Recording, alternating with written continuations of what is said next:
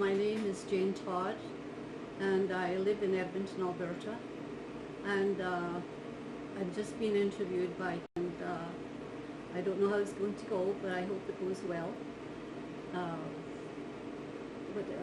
Well, why don't you begin by telling us your memories of when the war was declared? Okay. How old were you when war 13. was declared? 13. And you remember that soldiers were stationed in your town. Were they stationed right away when war was declared? No.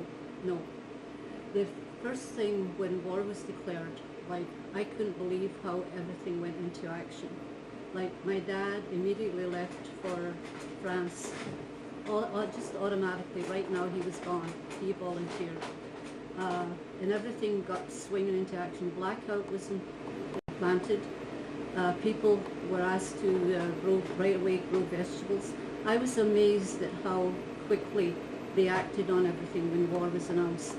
It was quite a shock. Everybody put in gardens to grow potatoes and carrots and all that stuff. And then they set up ARP, air raid precautions. Blackouts were immediate. Everybody had to have blackouts on their windows. My mother got frames done, and it was totally black. And you were fined and warned if any light shone at all. It was just unbelievable. So things were getting pretty drastic, and everybody was going out. All the soldiers were leaving for France, the shores of France, to fight the war against the Germans. But fortunately, that didn't last very long. Before long, they were turning around and coming back. When they were coming into my hometown in Hamilton, we had French soldiers. I have their autographs that I took. I was 13 years old. And also commandos, Norwegian commandos were stationed in our hometown. And we just started to get busy with sailors that were drowned. We had mobile homes set up to receive all the sailors that were drowned, or not drowned, sorry, that their ships were shipwrecked, and they were reunited, brought into Hamilton, given clothing, and then reunited back with their companies, and then back, supposed to war. I'm not doing very good on this now. Oh, you're doing great. Anyway, you're doing great, because I don't even have to ask a question. You just keep rolling on. Anyway, we were all anxiously Dunkirk. My dad was in Dunkirk at the time, in Belgium first, and then made headlines to go to the shores of Belgium in Dunkirk. And on his way towards the shores of Belgium, there was young men lying at the side of the road, and they were crying for their mothers. And my dad said they couldn't stop and pick them up or anything, they just had to leave them. And then he came to the beach and sat on the beach at Dunkirk. In the meantime, we knew this was going on, and we had no way of finding out one way or another if he was alive or dead. For days we didn't know. And anyway, he got to the beaches at Dunkirk, and he waited because he was older and he used his head more. Where the young guys they weren't taking precautions. They were going right into the ocean with their backpacks and everything on and drowning, trying to reach a ship.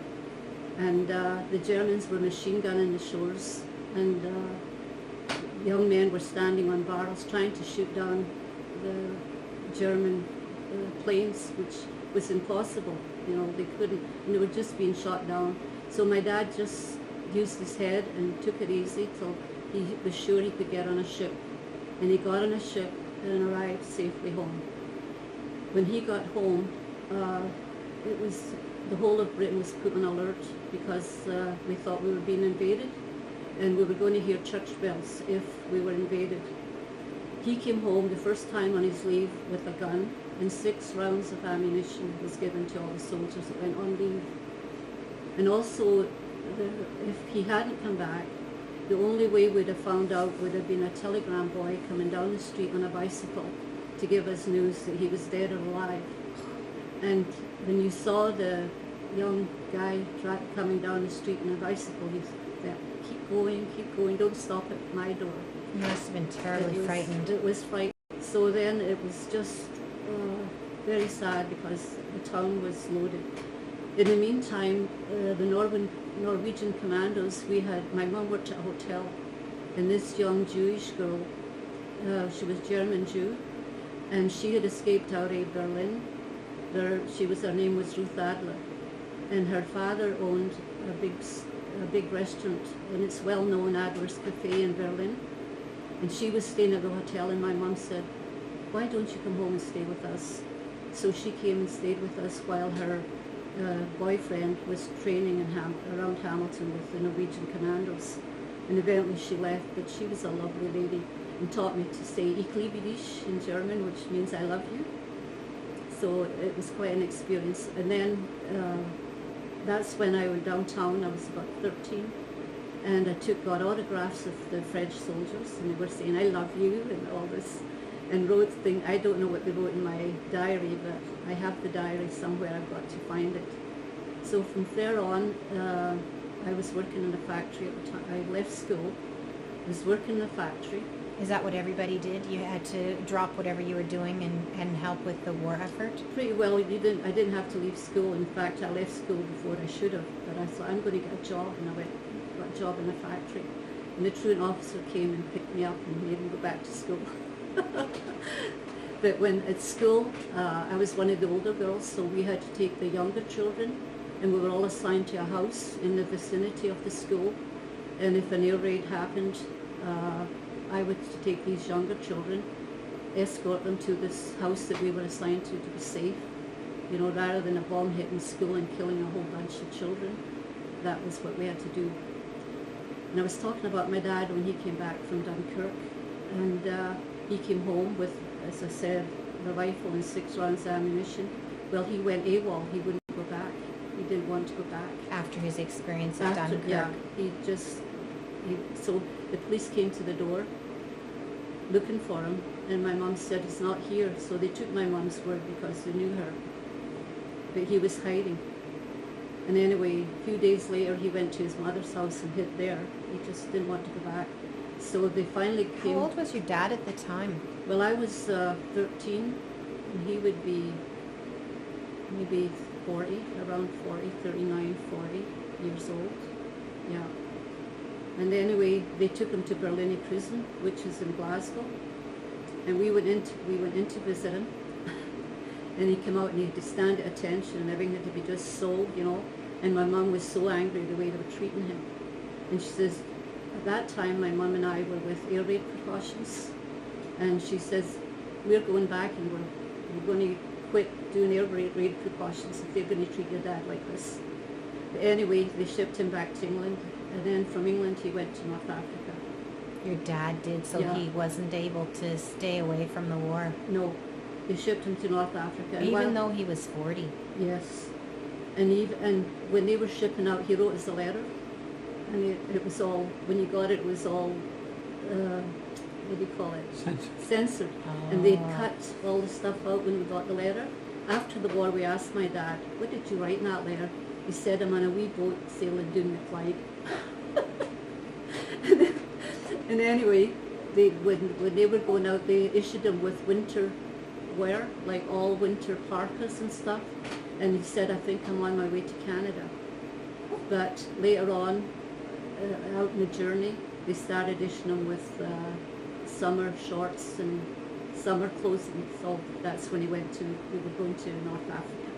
So it was a good way to, any spies that were around, to kind of confuse them, Yeah, right.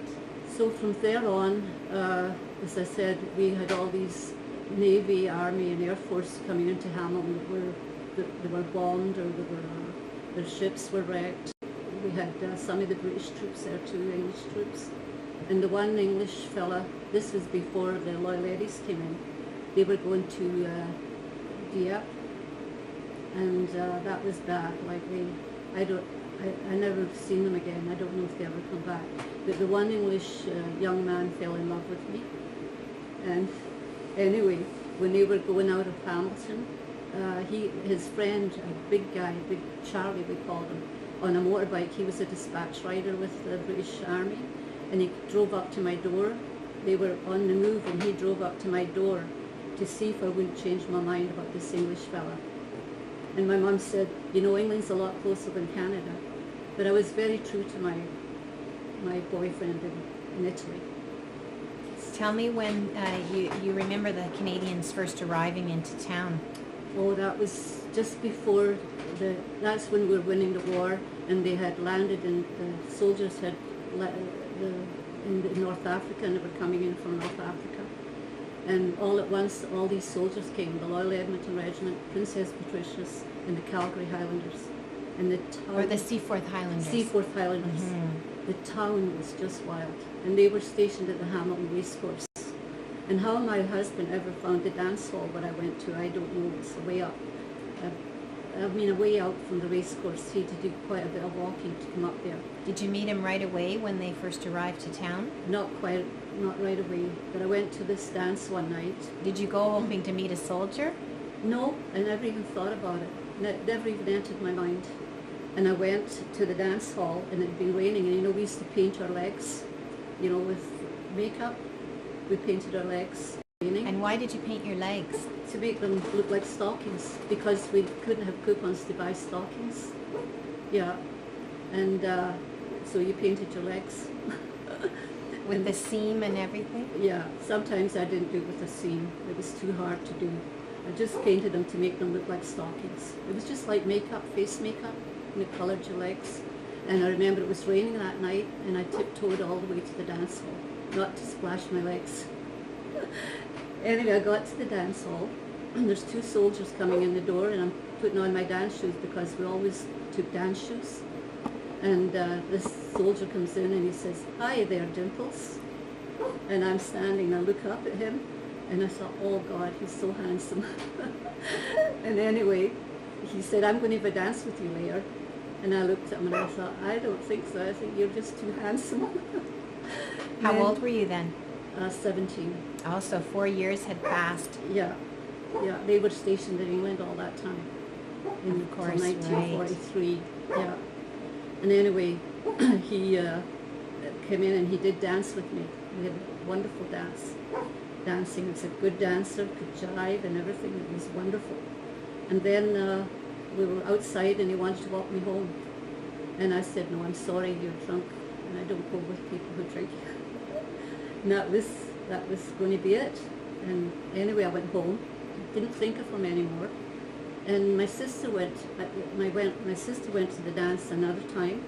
I didn't go, I just stayed home. And anyway, she came back from the dance, and who did she bring but Jimmy? He was at the dance looking for me again. Didn't drink. He said he had a little Mickey in his pocket because if I didn't look like he thought I looked like, he would have a drink. So anyway, we danced, and he came to the house and he's hollering up, "Come on down, Dimples, come on down, Dimples." And so I came down and met with him and him and his buddy. Sounds like he had quite a personality. Yeah. And there was a fish and chip van, and that's the only thing that wasn't rationed during the war was fish and chips. You could buy fish and chips. So he called me down, "Come on, I'll buy you some fish and chips." And I went down. He didn't have any money on him. His buddy had money, so he paid for the fish and chips. But from there on, he came and visited with me and stayed at the house visiting, and we got to know each other. And the one night he went to put his hand on my knee, and I said, "I want to have a white wedding the day I get married, so just hands off."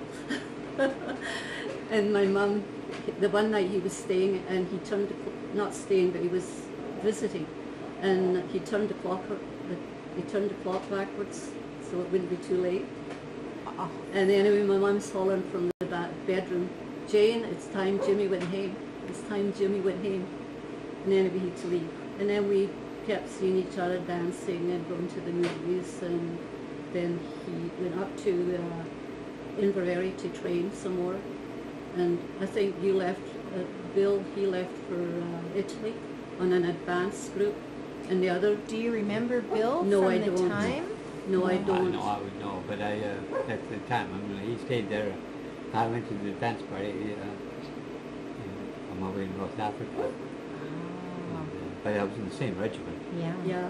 So the rest of the troops were all sent up to Inverary around there to train in Galashiels. Galashiels was the last place they were in training before they went to Italy. And anyway, Jimmy got a little leave from Galashiels. How he got it, none of the troops could figure out how he ever got that leave. They were under sealed orders. They were leaving for Italy. And anyway, I've got his train ticket with Galashiels on it. Can you believe it? I got that in my exhibit. And anyway, he got home for a short leave and got back. And then I never seen him for 2 years after that. And you knew he was going. Yeah. And I went to the station. My mum and I both went to Motherwell. That's where they left. And we went to the station with them to go back to Galashiels. And we're standing there kissing on the platform. And all the guys are leaning out the window whistling. And then he wrote to me, he said they thought I was pretty cute, you know. And so that's the fun things and exciting things that happened, you know. And then there was the sad things of him leaving. I didn't know where he was going or what he was doing or anything. After all that, it must have been very hard. Yes. And that's when I started meeting all these other young men coming in that I told them right, I never was unfaithful to Jimmy. I fell in love with him and he fell in love with me. And there was no sex, like you didn't, not till at my wedding night. So anyway, we went from there and waited on him coming in. I've got all these letters. I've got 145 love letters from him. And I've got them down in my storage. All through Italy. Yeah. Isn't that something? And the only thing, like, of course they were all censored, so he couldn't write much in them, but the one thing letter did have, he said, I saw terrible things today. And I don't know, I was going to compare it with the battles that they had in Italy, What because the I had date the was. date, I have the date on the letter, and the book has all the battles, and I was going to compare it with which, it was with a certain battle. But he also was in a house that was blown up in Italy. They were playing cards, you know, kind of what, I had a little leisure time. And we were in this building, and he went to go to the bathroom, and the Germans had it all mined and blew it up. And everybody died. Everybody but died. Him. Yeah. Is that right? So just things like that during the war. Did And you then- have a sense for what he was experiencing? Yes, yeah. You must have been terribly worried. Yeah, I was, yeah. And you know, he went to Holland. We went all through Italy and then went to Holland, and that's when he got his leave. And of course all this information was arriving at my place, like I had to have blood tests, and I had to have references, permission to marry. You know, you had to have permission to get married. You couldn't just go out and get married Canadian. When did you decide that you'd be married? Well, when during the letters and stuff, they were saying, tell me we'll need her for bridesmaid and that, you know. And we never talked about marriage before He that. hadn't asked you to marry him before he left. No, no, But through the letters, yeah. Mhm. the And then, relationship and I deepened. started writing to his family, you know, and they wrote to me. They wrote to me first, then I started corresponding with them. And so all this material was coming in. I had to have references. Can you believe it? I had to have references to marry a Canadian. And blood tests, we didn't have to have blood tests in Scotland to marry anybody, but because I married a Canadian, I had to have a blood test. Yeah, they were very particular about the Canadians. So you decided that you were going to marry him and started the process. Yes, And then when do you remember him coming back yes. after That- war was over? No, the war wasn't over. He came back from Holland on a leave. Oh, that was the next time you saw him. Yeah, and that's when we got married. And he had no way letting me know he was coming home. And at home, I got a feeling. I said, Jimmy's coming home. I got up one morning, I said, Jimmy's coming home. And everybody laughed at me. They said, you're crazy, you know. How do you know Jimmy's coming home? I said, I know he's coming home. And anyway, and my dad had been in the bar a couple of nights. He was quite a drinker, and he was at the bar. He was home with me. And some of them were talking about a lot of the Canadians were getting leaves. So he told me that too, and that kind of inspired me. And I thought, he's coming home. And I got up this morning and said, we've got to get everything fixed. Jimmy's coming home. And a knock came to the door, and I looked down, and all I could see, we were up on a top story, and with stairs going down to the front door, and it was a glass window, and all I could see was a red patch. And I nearly fell down the stairs. I'm telling you. And you knew the Canadians had the red patch. Yes. Did they have the red patch before they left? Yes, They had already been issued the red patch, Yes. the 1st Division. yeah. I nearly fell down the stairs and opened the door and there he was. I couldn't believe it. I just couldn't believe it. And of course we kissed and it was so good to see him. And as I said, when he left, he was young and useful and he'd become a man. Like you could see the change in his face. How it had aged him. Yes. So from there on. How long did he stay on leave? A week. Oh, So must have been we- a great week. We didn't have any wedding preparations. Like, I had got my dress, I bought a dress, and that was it. And we had to put on where we went dancing, that's where I had my wedding reception. And all my family and relatives went and stood in lines to get food, because Did you marry then when he came off that leave from Holland. Oh, not after the war, but No. when he was on leave. On leave, yeah. Oh. So it was a rushed wedding. Oh, it was rushed, I'll tell you. Everybody was, and we didn't have time to send out invitations, so we had to go around inviting people by mouth, just going to their door, knock on the door, you invited to the wedding, and made people do it for us, go to all their family, and of course you live close to your families, like they were all around you at that time. It must have been an excitement for the whole town. It was, yeah, it was. And anyway, we had this, it went really lovely. The wedding cake, we couldn't get it iced in time, so it was just a plain cake, no icing on it. And we had our cake and dance, and the music was two young men I went to school with, Italian boys, and they played the accordion and drums, and they played at my wedding. Oh, nice. Yeah, and it went off well. And then the taxi, I had to go home and dress and come back to the hall. And then we had a taxi taking us to Glasgow. And the guy that was driving it was head of our wardens in the ARP, Air Raid Precautions.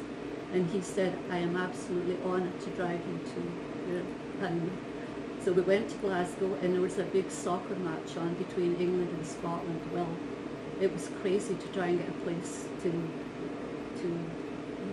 book.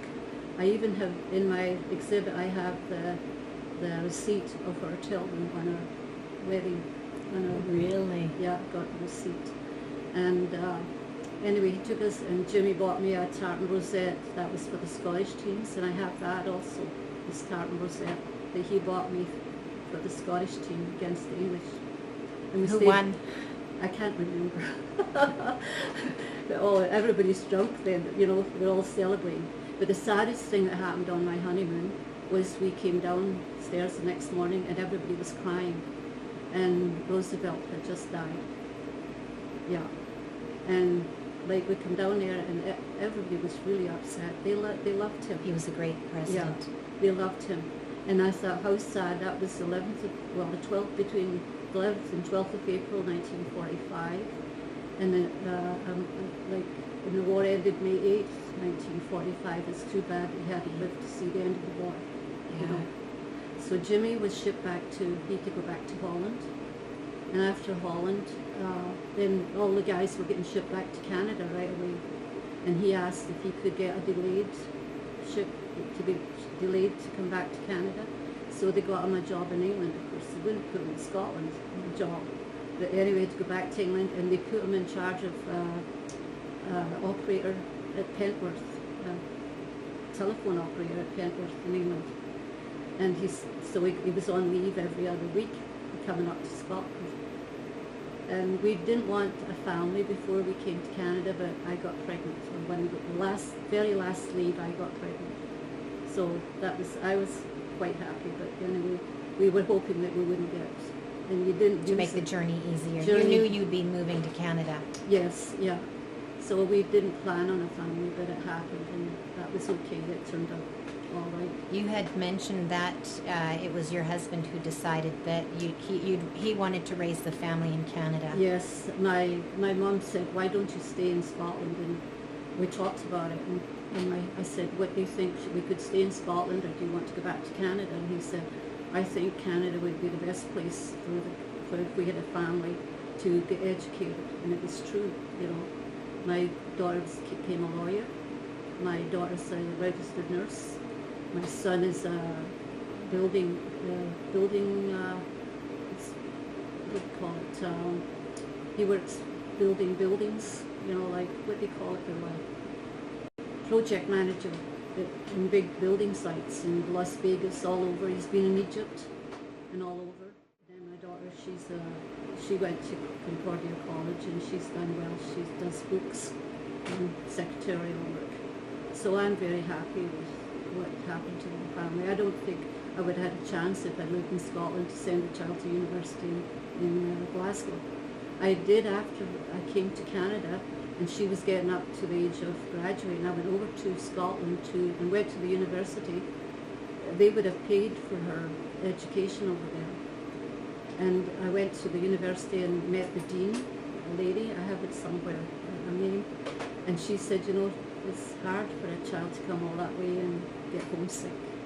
And I knew what it was like to be homesick, so I didn't further it anymore. I just thought, no, if I could have stayed with my mum and travelled into Glasgow to go to university, you know. But she chose not to? Yeah. When did you first make the decision, then you became pregnant and you decided it was time to go? Well, I didn't have anything to do with that. The Canadian government were the ones that... Oh, you were waiting for your papers to come through. I was on a waiting list. My papers were through and I was on a waiting list. And then with Jimmy staying in England, and he didn't want to go back to Canada too soon because he knew I was on a waiting list, and I didn't know I was pregnant then, you know. And I was still, as soon as I was pregnant, then they moved me up. It made it a little faster. And the other thing that happened, I was supposed to sail on the Aquitania, I think it was. And I told everybody, if I'm going to Canada, unless I sail on the Queen Mary, I'm not going. That's the honest truth. If you went back and met my family, they would tell you that's the honest truth. I said, I'm not going. I don't go on the Queen Mary. Anyway, I got a telegram to say I was sailing on the Aquitania. And I was so disappointed. 3 days later, I got another telegram, we're sailing on the Queen Mary. That's the honest truth. You're kidding. Yeah. Did the Aquitania make a safe voyage? Oh yeah, but the Queen Mary had been built right in Scotland, you know. Did you feel that it was going to be safer, or you just... No, it was just, I wanted to go. It was just the idea of the Queen Mary. I'd been, when I was a child, when I was in school, we had a bus trip where it got launched to go and see the Queen Mary getting launched. And I just, you know, I wanted to go on the Queen Mary. And I did. Now, you weren't able to travel with Jimmy then. You went on a ship with other war brides, is Yes. that right? He left ahead of me. He left in January, and I came over in June. Well, he didn't know I was pregnant then. I didn't know I was either. And he came back on the Queen Elizabeth and went into New York and then up to Canada. No. So Did you feel unwell if you were pregnant? No. So Did you feel unwell if you were pregnant on the journey over? No, I didn't. I was the only one that didn't get seasick. Yeah. You know, I'd go down for lunch. My dad told me he had traveled the ship. He'd been in America and everything. And he said, eat. Don't miss a meal. Eat, and you won't be seasick. So I tried to listen to his warnings. And every day I went down for my meals. And every day there'd be one less at the table. Pretty soon there was hardly anybody at the table. I was just Eating away. Eating for two. Yes. And what do you remember about the journey? Oh, it was so wonderful. Now, let's see. You were going Okay, to ask so me a we're rolling question. again. The thing that I had I was asking was, what do you remember about the journey? It was the most frightening and wonderful experience of my whole life. Like, when I got orders to sail, they had a farewell party for me at home. And it was sad, you know, everybody was crying. And everybody went to the station with me, all my family. There was about 23 in my family all at the station in Glasgow, seeing me off.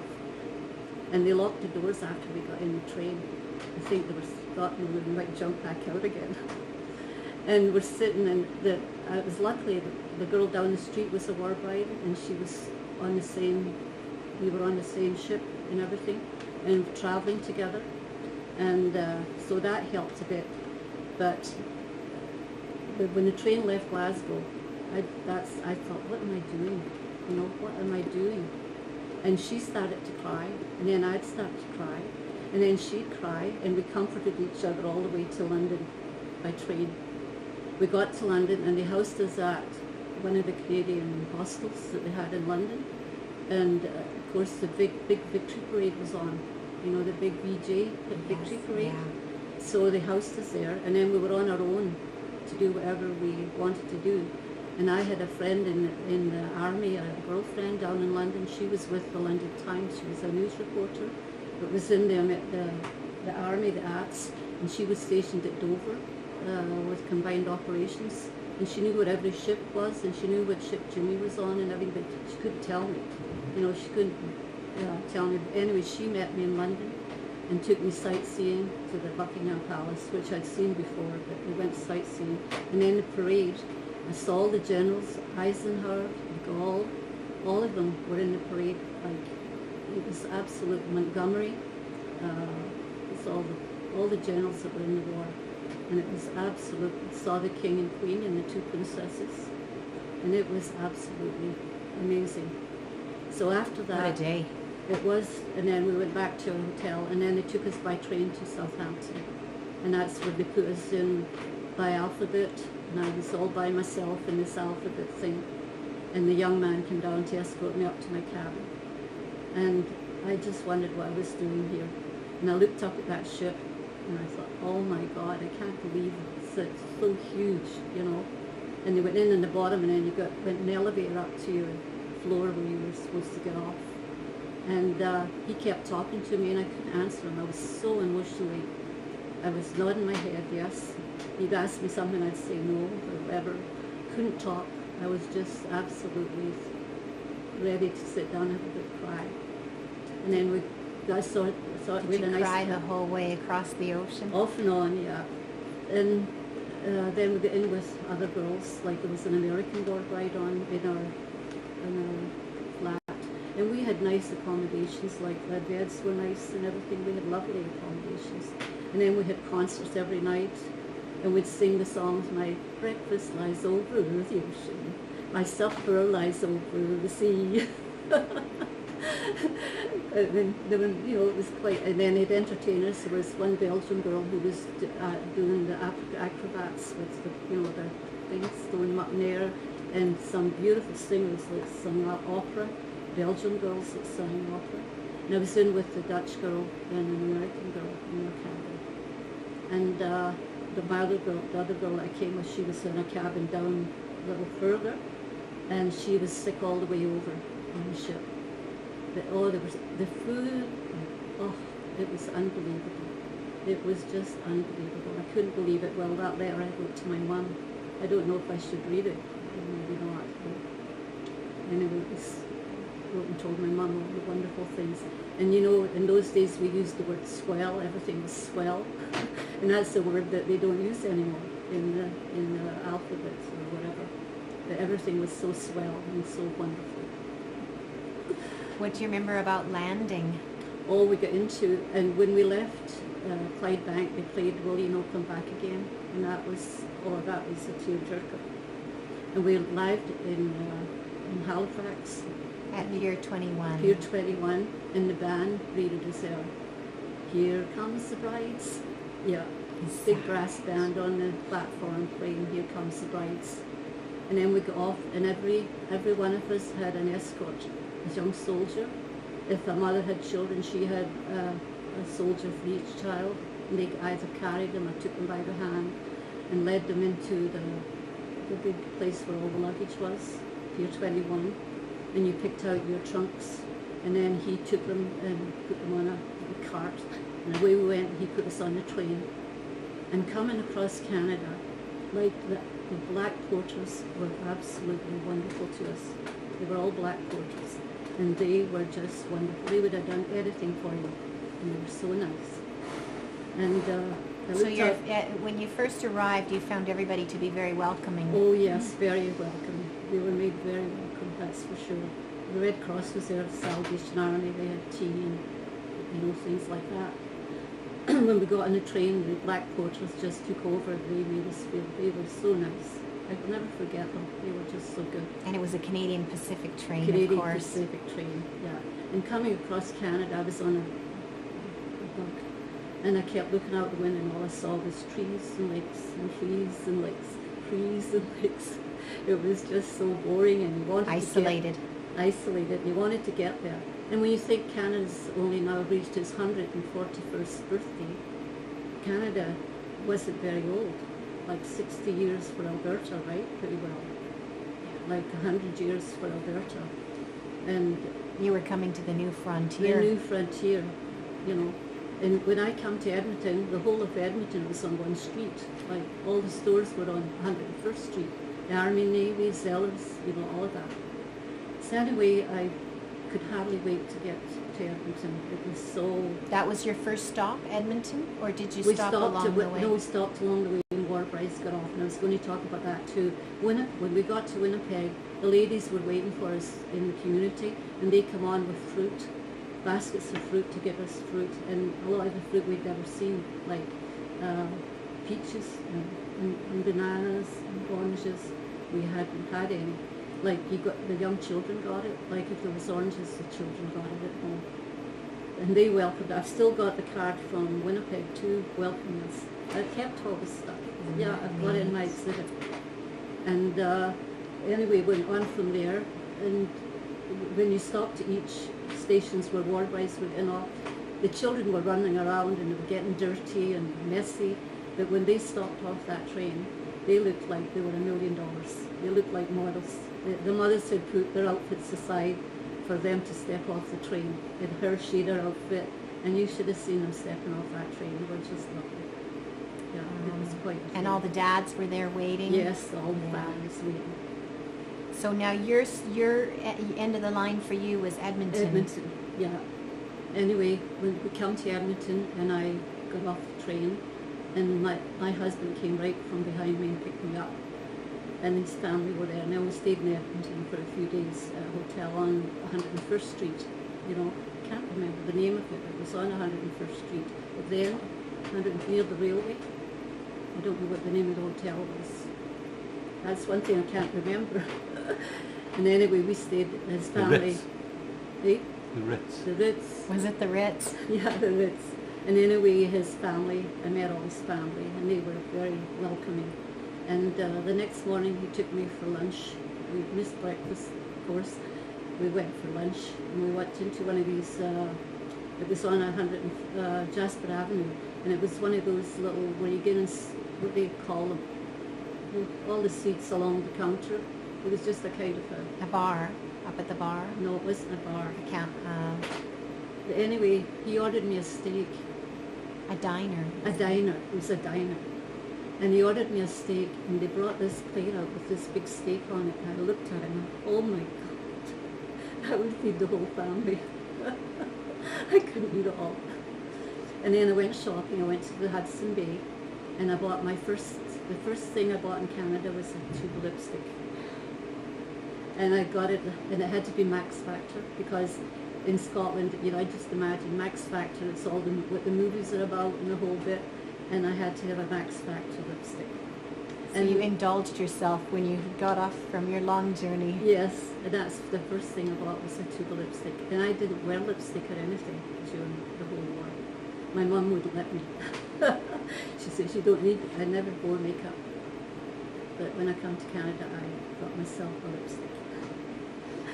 How long did you stay in Edmonton? Just a few days. And then off to your home? Went off to, we did have a home. We went to Jim's father, was at a farm. So we went out to the farm and stayed with them for a few days. And he had a stepmom, and she didn't make me very welcome. Like, there was dirty dishes in the sink and things like that. And I thought, I didn't feel very comfortable. And I didn't like the outhouse. There was no indoor bathroom. No, first time I had to go in the outhouse. And I couldn't use a pot under the bed. They pots under the bed, I couldn't use that. I just couldn't. But anyway, I got on a horse while I was there and went out in the field to bring in the cows. Would you believe that? I did, with Jim's dad. He was wonderful. In spite of the stepmom, were you relatively happy? Yes, you were she happy just- to be with Jimmy. Yes, and his dad. And, I don't know, I just felt uncomfortable around her. And Jimmy had told me stories of how she whipped them and it was very mean to them. And I think that also Colored your colored opinion. my opinion of her. Now when I saw the house and the dirty dishes, knew I was coming, and the sink loaded with dirty dishes, and, I thought, I didn't like that. So anyway, Jim's uncle took us to his place, and it was totally different. His aunt and uncle were just like a mother and father to us. They were so wonderful. So in the meantime, Jimmy got a grant to build a house, and we built a little house in Cornado. And the farmer gave us the land for $1, the part that we built our house on.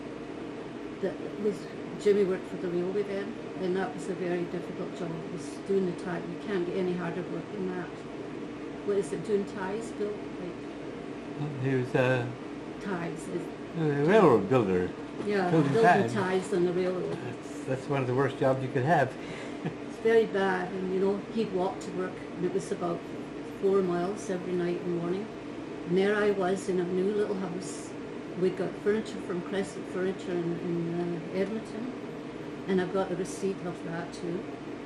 And we had a hard time getting a stove because the exhibition had been on, and they had displayed a stove, and they were very hard to get because they were made of iron and steel, and at that time, just after the war. So unless we bought our furniture at Crescent Furniture, we couldn't get a stove. But anyway, we did, and this one was on exhibit at the exhibition, and we finally got a stove. Well, here's Jimmy coming home from work, and I'm trying to cook on a coal and wood stove that I've never used before. I couldn't get the darn thing to light. I just had no idea, and I didn't know how to cook on it. And I'd be crying by the time he got home. And here with the table all set, out in the bush with everything, knife and fork and everything done lovely on the table, and no food. And not be able to get the fire going. So Jimmy would come home from work, and he'd just get in there, and pretty soon the fire was rolling. He just had to wait longer for his supper. Was he good-natured? Yes, very understanding. Yeah, I used to cry when I got homesick, and I used to go out to the toilet and cry. And I'd come back in, and of course he could tell I was crying. And he said, you don't have to go out to the toilet and cry. You can cry right here. Because he knew what it was to be homesick. He'd been away from home for 6 years. So he understood exactly how I felt. So then I had my baby.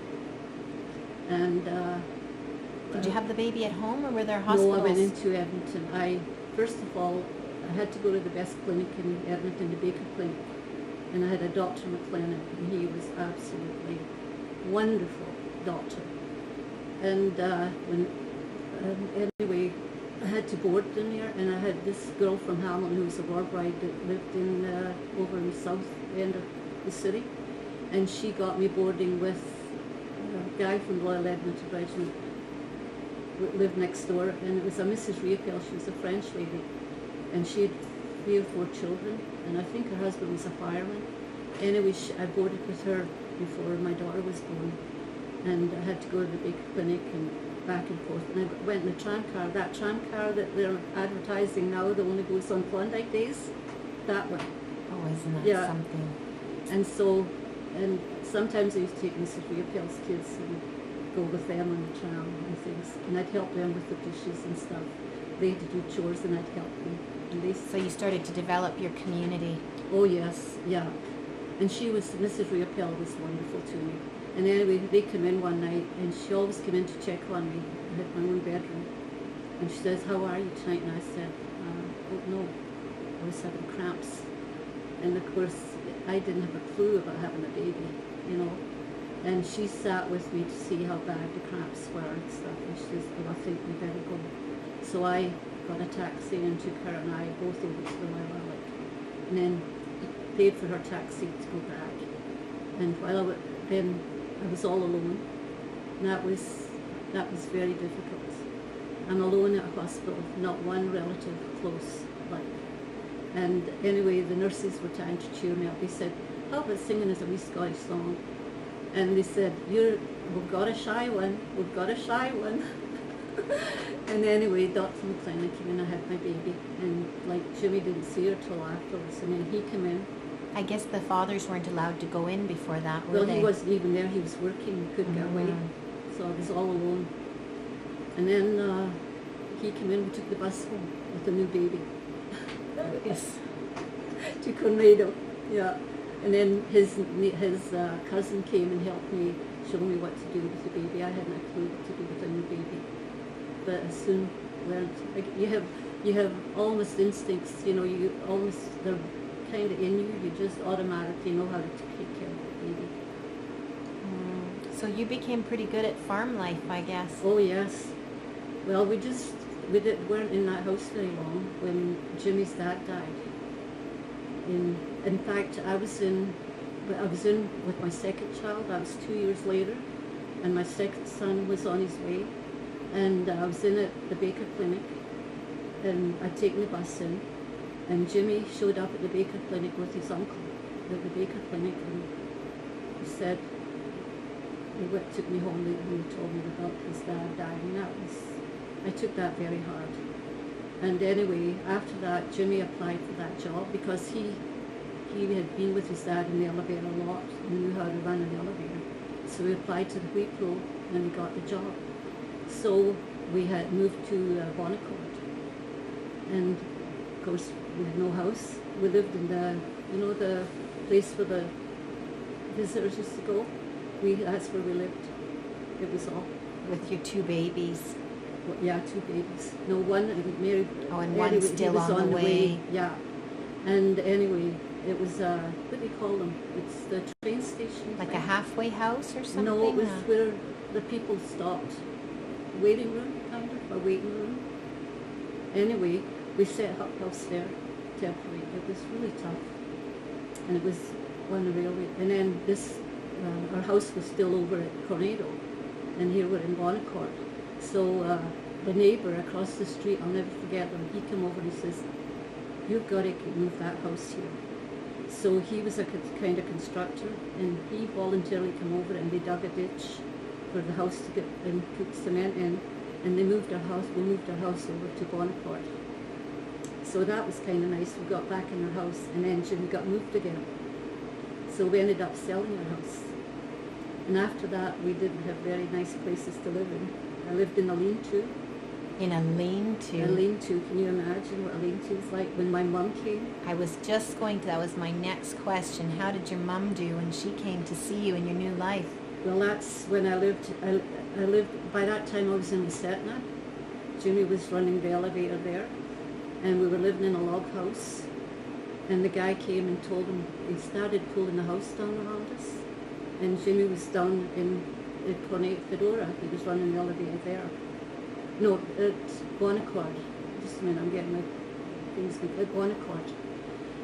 We hadn't moved to Bonnecourt yet, so I am away, kind of back up on his story. But anyway, they came and told us we had to move out of there. And my mum, she was with us then. She was so upset. They started pulling the place around, and I finally phoned Jimmy, the elevator, and I said, you've got to come and get us. And they came with one of those cattle trucks, you know, the old cattle trucks that they move cows in, to move our furniture. And we'd sit there, and that's when we moved into like a little dollhouse out in Cornado. It was a dollhouse, no bigger than a dollhouse. And our stuff was packed in the garage. And then that's when we got the lean-to, and I was down trying to paint it and get it fixed up. And when I painted it, it had paper on the wall, and when I painted it with calcimine, the paper all started to droop. And I'm telling you. And your mum was still with you? Yeah, and she was looking after the children. Can you imagine, how long did she stay? She was here for 6 months. She must have had a very hard time leaving you. She got a job in Edmonton. Is that right? Yeah. To try to help you make some money? Mm-hmm. And she'd bring home food and roast beef, big roast beef things. Yeah. And anyway, when we moved into the lean-to, that's when she said, Jane, you've got to come home. She said, you can't stay here. So it was one big thing after another. When she finally went back to England, where were you? Were you still in the I was lean-to? still in the lean-to. How could she imagine her feeling leaving Oh you? yeah, she didn't. She wanted me to go back with her. She just didn't want me to stay. Did she come frequently over the years? She came quite a few times. Yeah, You're lucky. I was lucky. I didn't get home for 14 years before I got my first trip home. Isn't that something? And I took two of the children with me. My youngest and my second son, took them with me. Yeah. Did you go back on the Queen Mary? No. I flew a terrible flight.